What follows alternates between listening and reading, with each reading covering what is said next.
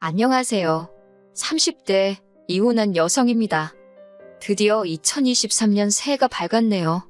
정초부터 이미 다 끝난 이야기를 끄집어내는 게 딱히 좋을 건 없겠지만 지금이라도 누군가에게 후련히 제가 겪은 일을 털어놓고 싶어요. 솔직히 친구들한테는 얼굴 팔려서 말도 못하겠고요. 그래서 이렇게 익명의 힘을 빌려봅니다. 남편과는 후배의 소개를 통해서 만나게 되었습니다. 그 후배가 원래 자기 주변 사람들 엮어주는 걸로 좀 유명하다고 해야 할까요? 아무튼 그 후배가 하루는 연락을 해와서는 자기 아는 선배 중에 저랑 정말 잘 어울릴 것 같은 사람이 있다며 뜬금없이 저에게 소개팅을 해주고 싶다고 하더라고요. 사실 제가 원래 소개팅을 좋아하는 사람은 아닌데 그 무렵에 주변에서 연애 안 하냐, 시집 안 갈 거냐 그런 소리를 너무 듣고 있어서 스트레스가 이만저만이 아니었거든요. 그래서 겸사겸사 남편과 소개팅을 하게 되었지요. 남편에 대한 첫인상은 사람이 순해 보인다는 거였어요. 웃는 모습이 서글서글하니 사람 좋아 보인다는 게 이런 거구나 싶대요. 이후로도 남편과는 몇 차례 더 만났는데 그때마다 시간 가는 줄 모르고 즐거운 한때를 보냈어요. 그렇다 보니 금세 연인 사이가 되었고 나아가 부부의 연을 맺게 되기까지 그다지 오랜 시간이 걸리지 않았습니다. 하지만 결혼식을 올리고 얼마 지나지 않았을 때였어요. 하루는 아버님께서 저희에게 할 이야기가 있으시다며 저녁 약속을 잡자고 하시더라고요. 평소에 미리미리 계획을 세우신다던가 그런 성격이 아니셨기에 좀 의아하단 생각은 들었지만 알겠다 했네요. 그리고 당일날이 되어서야 저와 남편 둘 다 깜짝 놀랄 상황을 맞닥뜨리고 말았습니다. 아버님 옆자리에 꽤 젊어 보이는 여자분이 앉아 계셨거든요. 어디서 본 것 같다 싶어서 계속 기억을 더듬어 보니 저희 결혼식에 오셔서 계속 아버님 곁에 머무시던 분이셨어요. 그때도 어렴풋이 아버님한테 여자친구라도 있으신가 보다 생각은 했지만 이후로 별 이야기가 없었기에 저도 굳이 얘기를 꺼낸 적은 없었지요. 그런데 그분이 아버님과 함께 나와 계셨으니 직감적으로 오늘 저녁 식사가 그냥 저녁 식사가 아니구나 싶더라고요. 그리고 떨떠름한 표정으로 맞은편에 앉은 저희를 보고 아니나 다를까 아버님이 먼저 그 여사님을 소개해 주셨습니다. 당신이 5년째 만나고 있는 분이라면서요. 그리고는 뒤이어 말씀하시기를 거진 20년 가까운 세월을 당신 혼자서 아들을 키웠고 장가까지 보냈지 않냐. 그러면서 이제는 당신도 새로운 인생을 살고 싶다 하시대요. 간단하게 정리하자면 호적은 그냥 두고 지금 여사님하고 살림만 합쳐서 살고 싶다고요. 요란하게 모식을 올리고 그러자는 것도 아니고 그냥 평생 한 집에서 서로 의지하며 살고 싶은 것뿐이라면서요. 이렇게까지 말씀하시는데 안 된다는 자식이 어디 있겠어요. 저나 남편 모두 이제라도 아버님께서 짝을 찾으셨으니 다행이다 생각하고 그러시라 했습니다. 그리고 한 달 뒤 제가 두 분을 초대해 다시 저녁 식사 자리를 만들었습니다. 앞으로 잘 사시란 인사도 드리고 작은 선물도 해드렸어요. 제가 비록 당장의 여사님에게 어머님이라 부를 자신은 없었지만 그래도 아버님의 며느리로서 이 정도 축하 인사는 드리고 싶어서 누가 시키지 않았어도 만든 자리였습니다.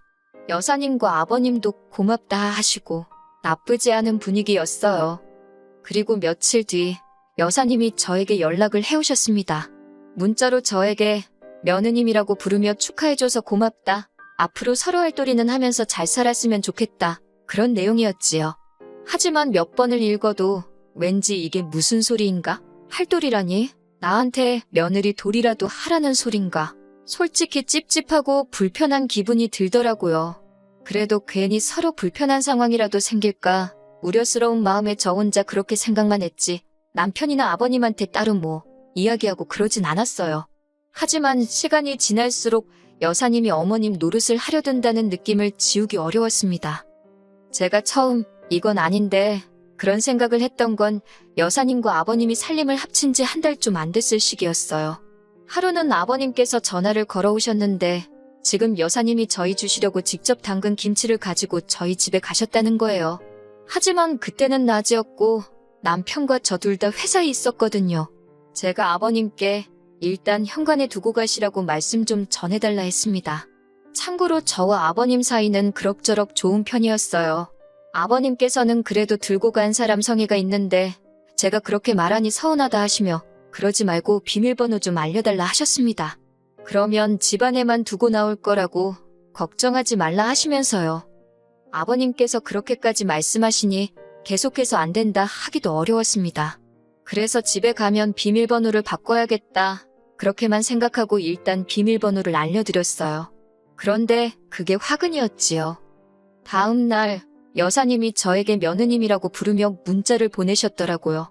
어제 김치를 두고 가려다 우연히 저희 집 냉장고를 열어보게 되셨다면서 아무리 젊은 사람 둘이 산다고 해도 집에 먹는 게 너무 부실한 것 같다고요. 특히 아드님, 그러니까 저희 남편 말씀하시는 거예요. 아드님은 남자고 바깥일도 해야 하는데 그렇게 부실하게 먹게 하는 건 아닌 것 같다고. 요새 날도 춥고하니 국이나 찌개 정도는 챙겨주면 좋겠다나요? 그 문자를 읽는데 정말 어이가 없고 황당하더라고요. 저나 남편 둘 다 직장 생활을 하다 보니 사실 집에서 뭔가 해먹는 일이 드문 편이긴 합니다. 특히 저는 평일 대부분의 식사를 회사에서 해결할 만큼 일이 바쁘고 야근도 잦아요. 그렇다 보니 저녁을 먹더라도 남편 혼자 챙겨 먹어야 하는 일이 많은데 자기는 곧 죽어도 요리해서 차려 먹고 그런 건 못하겠다 하더군요. 그렇다고 제가 미리 챙겨주고 그럴 여유도 없었으니 그럼 당신이 알아서 챙겨 먹으라 했습니다. 막말로 제가 남편이 벌어다주는 생활비를 타 쓰는 것도 아니고 남편이 3살 난 어린아이도 아니니 그 정도는 알아서 할 수 있겠다 싶었으니까요. 그리고 실제로 이러한 생활 방식에 저도 남편도 아무런 불만이 없었습니다. 여사님으로부터 문자를 받고 확 받아칠까 하다가 그래도 처음이고 하니 저희가 맞벌이고 남편과도 다 이야기가 된 부분이라고 예의 바르게 하지만 확실히 알아들으시게끔 답장을 보내드렸습니다. 하지만 이후로도 계속 일주일에 한두 번꼴로 며느님으로 시작하는 문자는 멈추지를 않았어요. 내용은 대부분이 어떤 영양제가 좋다더라. 아드님 좀 챙겨줘라. 저번에 보니 아드님 입고 있던 옷이 낡았더라. 옷 좀 사줘라. 전부 다 남편한테 이렇게 해줘라 저렇게 해줘라. 그런 식의 내용들이었네요. 그렇게 한 6개월쯤 지났을까요? 견디다 못한 제가 남편에게 여사님이 사사건건 별의별 걸 다 간섭하셔서 지친다. 너무 피곤하다고 털어놓았습니다. 그러자 남편은 오히려 여사님이 당신이랑 친해지고 싶어서 그런 것 같다며 제가 먼저 살갑게 어머님 하고 연락도 드리고 그래보라더군요. 어이가 없어서 결국 남편도 별 도움이 안 된다 싶어서 이후로는 남편에게 여사님에 대한 이야기는 아예 꺼내지도 않았어요.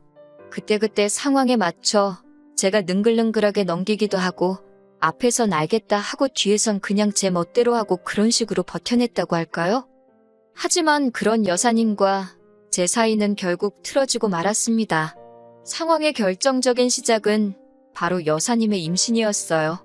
아버님과 여사님이 살림을 합친 지 1년이 채 되지 않아서 벌어진 일이었네요.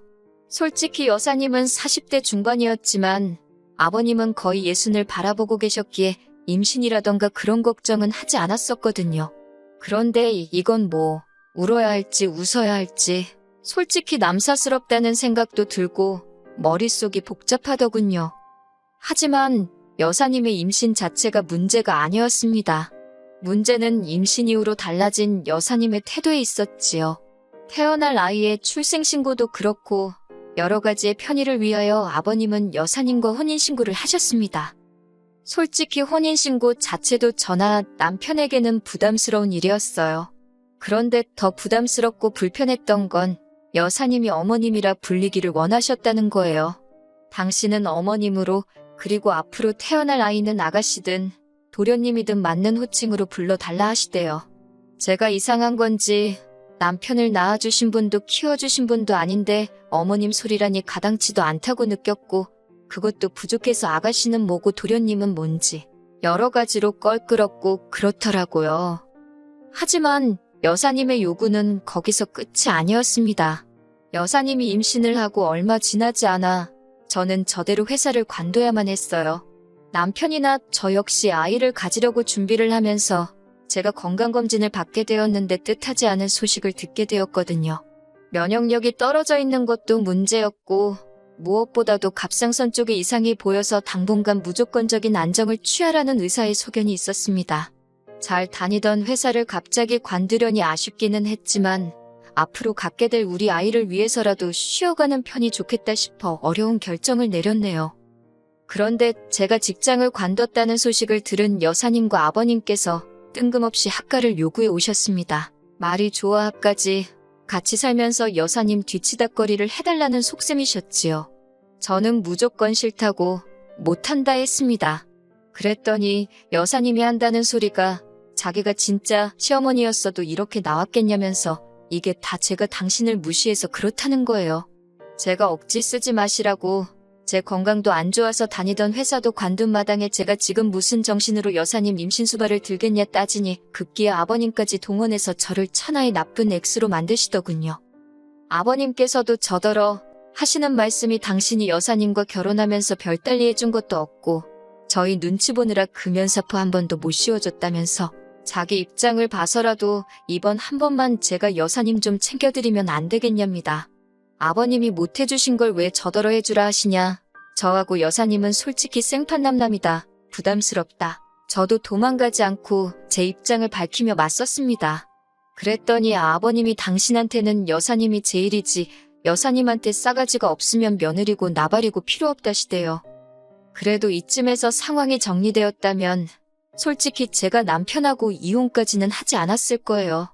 그런데 제가 하소연한답시고 남편을 붙들고 여사님과 그리고 아버님과 있었던 이야기를 하니 인간이 한다는 소리가 어차피 여사님 뱃속에 있는 애가 태어나면 그게 아가씨건 도련님이건 저보다 윗사람인 건 맞는데 그렇게 생각하면 어쨌든 서열상 저보다 높으니까 그렇게 기분 나쁠 일은 아니지 않냐대요. 제가 황당해서 남편을 쳐다보니 원래 며느리가 그 집안 서열 제일 꼴찌 아니냐면서 여사님에 대해서 그냥 인정하고 받아들이라나요. 아버님이 선택하신 분인데 제가 그분 비위 거슬러서 좋을 게 뭐가 있냐고. 제가 너무 화가 나서 남편더러 당신은 나하고 여사님하고 둘 중 한 명만 골라야 된다면 누구냐고 따지니까 한다는 소리가 여사님은 자기 동생을 낳아주실 분이라며 여사님이나 저나 자기한테는 소중한 가족이래요. 그러면서도 피는 물보다 진하다잖아. 그러는데 그제서야 저도 망치로 뒤통수를 한 대 맞은 듯 느낌이 딱 오더라고요. 여자고 남자고 누구 하나 태어나면 저쪽은 한 가족이랍시고 똘똘 뭉치고 나만 서럽고 고달픈 신세가 되겠구나 싶은 거요. 그리고 그런 생각이 한번 들기 시작하니 걷잡을 수가 없더라고요. 어쩌겠어요. 결국 남편더러 이혼하자 했습니다. 나는 여사님을 어머님으로 받아들이고 살 자신이 없다고. 그리고 이 이야기가 아버님 귀에도 들어갔는지 노발대발 난리를 치시대요. 제가 뭔데요 어머님으로 받아들이고 어쩌고 하느냐고요. 결국 제가 아버님께도 서로 선만 지키고 살면 이럴 일이 없었을 텐데 두 분이 먼저 도가 지나치셨다고 말씀드렸지요. 그 여사님이란 분은 뭐 당연히 이혼할 테면 하란식이셨고요. 그런데 1년이 지난 지금 이 이야기를 왜 하느냐고요.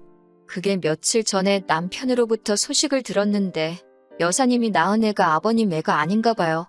생긴 게 달라도 너무 달라서 유전자 검사를 해봤다나요. 저더러 어쩌면 좋겠냐는데 뭐 해줄 말이 없대요. 그리고 그 연락을 받은 이후로 저는 연락처를 바꿔버렸습니다. 더 이상 그 집구석 일에 신경 쓰기도 싫고 알고 싶지도 않더라고요. 새해인 만큼 새롭고 좋은 일만 가득하기를 바랄 뿐입니다.